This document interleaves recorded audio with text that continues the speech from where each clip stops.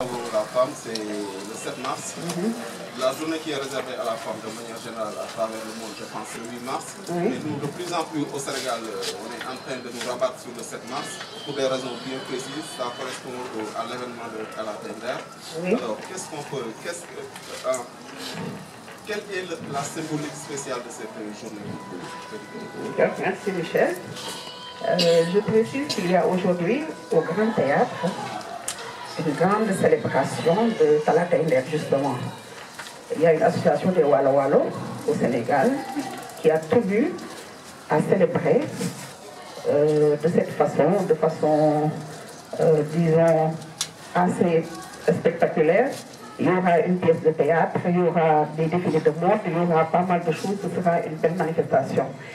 Donc pour montrer l'importance que le 7 mars a dans nos consciences, cette répercussion que le 7 mars a dans nos consciences. Je vais rappeler les événements du 7 mars au Wallo.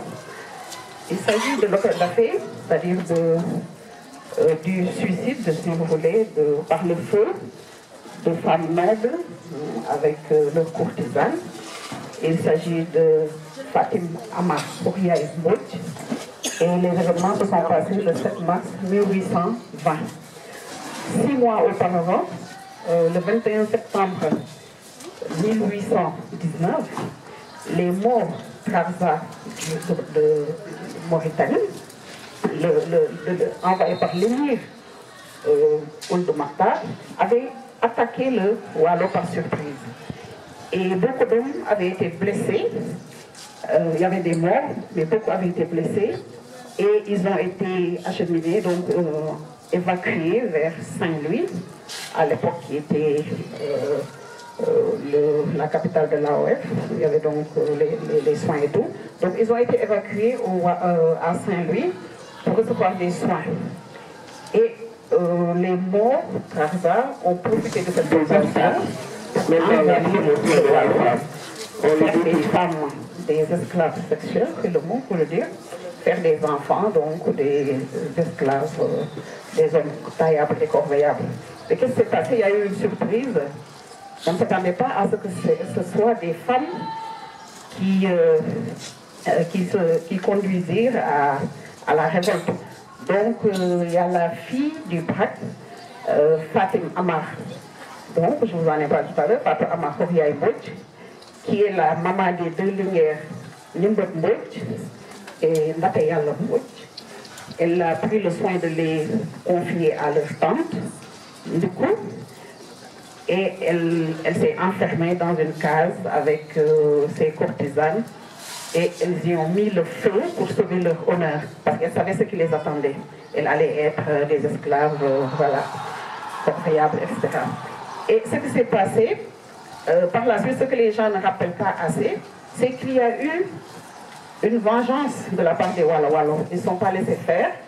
Quelques mois plus tard, quand les hommes sont rentrés et qu'ils étaient bien rétablis, donc ils ont envahi l'empire Trarza. Et ce qu'on n'oubliera jamais, ils ont coupé ils n'ont pas tué les femmes, mais ils ont coupé les oreilles de toutes les princesses. Et voilà, pour que la paix puisse revenir au Wallo, Nimbot Mbodj s'est marié, finalement c'est une alliance stratégique. Nimbot Mbodj s'est marié à l'émir pour que voilà, le sang soit partagé de part et d'autre et que voilà, les velléités puissent cesser. Donc c'est cet acte héroïque dont on ne parle pas beaucoup au Sénégal. J'ai entendu hier à la radio un prêcheur dire pourquoi on ne célèbre pas le 7 mars. Parce que ces femmes n'étaient pas musulmanes, c'était des païennes, ay ceddo lañu. Puisque ay ceddo lañu te dañu xaru, te xaru l'islam daf ko tere, nit ku xaru kenn mënu ko defal fête. Donc il y a une certaine logique aussi des imams, voilà, ils ne veulent pas s'aventurer trop, ils ne veulent pas parler trop de ces femmes, mais malgré tout, nonobstant tout cela, ce sont des héroïnes. Et ceddo moo jiitu sëriñ, comme on dit. Partout dans le monde, même là où l'islam est né, il y avait ce qu'on appelle le Tcheddo. Donc il faut accepter ce passé qui fait partie de nous. Tcheddo Modjouk Sering. Donc, en tout cas, moi, en ce qui me concerne, je suis très fière de ces lignes qui ont montré l'exemple à une époque Ailleurs, par exemple, en France, je prends l'exemple parce que c'est le pays que que les Sénégalais citent le plus en prenant les exemples. À l'époque, la femme n'était pas encore libre, la femme n'avait pas encore le droit de vote, la femme n'avait pas encore le droit d'aller à l'université. La première femme bachelière qui a accédé à l'université, c'est Marie, qui est devenue Marie Curie, et il a fallu une ordonnance spéciale du roi pour qu'elle puisse accéder à l'université, qui était la chasse gardée des hommes. Mais puisque ces professeurs avaient vu qu'elle était très douée, c'était un génie. Avec nos propres moyens, il a fallu une ordonnance pour qu'elle puisse aller à l'université. Et on a vu la suite, elle s'est mariée à Paul et Marie Curie. Grâce à eux, on a la radiographie, vous voyez. Donc, mais à cette époque, nous en Afrique, on n'avait pas ce genre. La femme, en tout cas, n'était pas enfermée dans un carcan macho, au contraire. Et il y a même des gens qui se posent la question de savoir pourquoi les droits de la femme ont connu une régression. Alors qu'au 19e siècle, on avait eu des femmes linéaires. Yalla a incarné le pouvoir. Elle a signé des contrats avec les Français, etc. Elle a défendu son peuple. Elle a défendu les intérêts de son peuple. Donc jusqu'à sa mort, par la suite, donc, la colonisation a pris du terrain, etc. Donc la France aussi a importé en venant ses préjugés sur la femme, etc. Et maintenant, peut-être que les gens pensent que c'est l'islam, mais avant l'islam, c'est la colonisation qui a d'abord relégué la femme au second plan. Donc voilà le rappel pour cette journée, 7 mars, et donc cette journée est très symbolique pour nous, parce que c'est notre journée. Et comme l'a dit Anna, nous allons prendre toute l'année.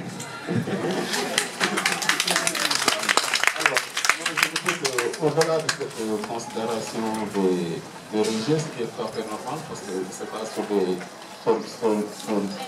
critères qui sont propres à eux par rapport à leur vision du monde, nous avons ce patrimoine immatériel que nous devons conserver. C'est-à-dire la symbolique de l'air, pour moi, c'est en fait un fait qui s'est passé au Sénégal, sur lequel le peuple sénégalais, la nation sénégalaise, peut s'appuyer pour construire le futur meilleur. C'est-à-dire tous les peuples nous devons partager un héritage, un patrimoine immatériel sur lequel s'appuyer pour pouvoir voir ensemble l'horizon de façon beaucoup plus cohérente encore. Donc je pense que le Sénégal gagnerait à faire de cette journée du 7 mars une journée qui, à travers laquelle certains aspects liés aux droits des femmes, certains aspects liés à la situation de la femme dans notre société pourraient être mis en valeur et discutés de manière beaucoup plus approfondie pour construire une société beaucoup plus égalitaire, beaucoup plus juste. Oui, je le pense aussi. Ce sont des références, ce sont des exemples dont nous n'avons pas de leçons à prendre d'ailleurs. Celles qui parlent le plus des droits de la femme, en tout cas de l'extérieur, il y a des préjugés concernant l'Afrique. On pense que les femmes n'ont pas de liberté, on pense que la femme est brimée, on pense que l'homme africain ne respecte pas la femme, mais en tout cas dans nos références historiques, dans nos motifs sociaux, tout vient contredire ces préjugés-là. Maintenant, la question qu'il faut se poser, qu'est-ce qui s'est passé? Qu'est-ce qui s'est passé entre-temps pour que, voilà, en fait, vous savez ce qui se passe, il y a quand même une part de vérité.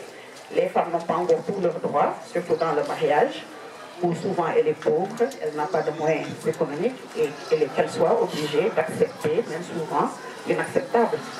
Mais je pense que ça, c'est l'exception quand même. Si nous parlons du Sénégal que je connais, je l'ai écrit quand même. Moi, je trouve, et je le dis, je trouve que l'homme sénégalais quand même respecte la femme. Je trouve. Voilà.